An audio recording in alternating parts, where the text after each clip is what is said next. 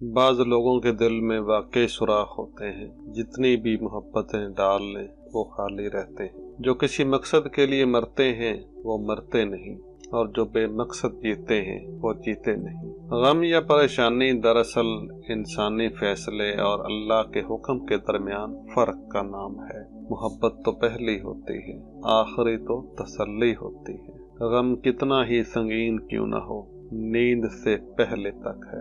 کائنات کا کوئی غم ایسا نہیں جو انسان برداشت نہ کر سکے۔ اپنا نام اپنی ہستی سے زیادہ نہ پھیلاؤ، ورنہ پریشان ہو جاؤ گے۔ آپ کے سانس گنتی کے مقرر ہو چکے ہیں۔